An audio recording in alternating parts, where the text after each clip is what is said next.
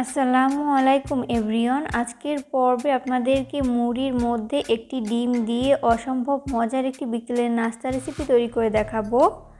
ঝটপট সকাল বিকেলের নাস্তায় এই রেসিপিটি তৈরি করে পরিবারের সবাইকে তাক লাগিয়ে দিতে পারেন।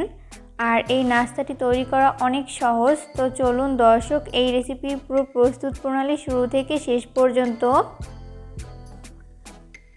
নাস্তা তৈরি করার জন্য প্রথমে একটা মিক্সিং বোল নিয়েছি। এরপর এর মধ্যে ব্যবহার করব মেজারমেন্ট কাপের 2 কাপ পরিমাণ মুড়ি।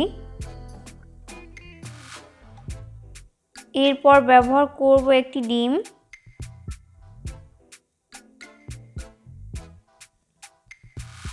এরপর ব্যবহার করব 1/4 কাপ পরিমাণ পেঁয়াজ কুচি, 1 টেবিল চামচ পরিমাণ ধনিয়া পাতার কুচি, পরিমাণ মতো কাঁচামরিচ কুচি, 1/2 চামচ পরিমাণ আদা আর জিরা বাটা, 1 চা চামচ পরিমাণ চাট মশলা, 1/2 চামচ পরিমাণ মরিচের গুঁড়া, পরিমাণ মতো লবণ দিয়ে এই সমস্ত উপকরণগুলোকে হাতের সাহায্যে খুব ভালো মতো মিশিয়ে নিব।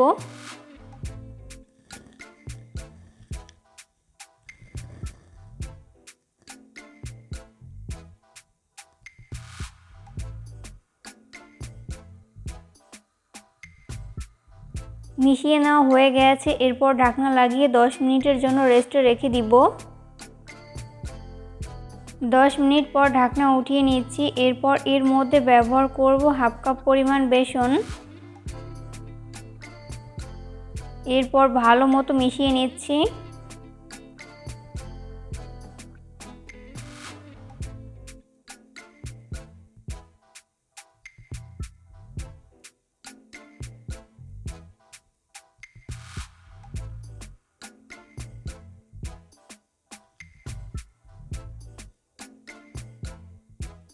এই পর্যায়ে আমি 2 টেবিল চামচের মতো পানি ব্যবহার করব। এরপর আবারও ভালো মতো মিশিয়ে নিচ্ছি।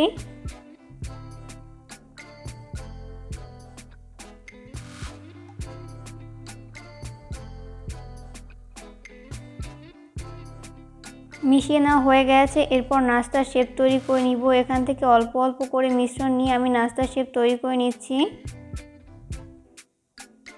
আমি নাস্তাগুলোকে এইভাবে ফিঙ্গার শেপে তৈরি করে নিচ্ছি, দেখতেই পাচ্ছেন। আপনারা চাইলে যে কোনো শেপে তৈরি করে নিতে পারেন। তো তৈরি হয়ে গেল আমার একটা নাস্তার শেপ। আপনাদের বোঝার সুবিধার্থে আমি আরও একটা তৈরি করে দেখিয়ে দিচ্ছি।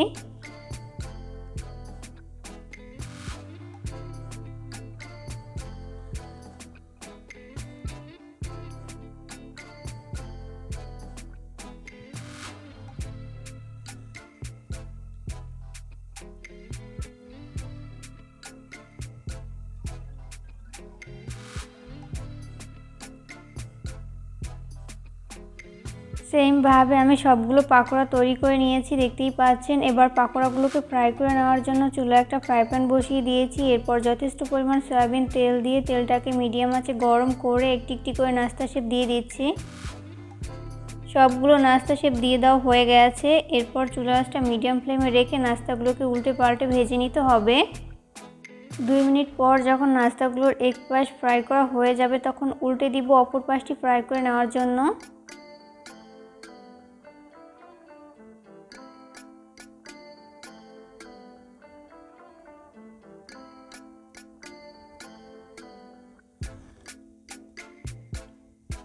উল্টে পাল্টে নাস্তাগুলো যখন 2 পাশ গোল্ডেন ব্রাউন করে ফ্রাই করা হয়ে যাবে তখন এগুলোকে তেল ঝরিয়ে তেল থেকে উঠিয়ে নিতে হবে।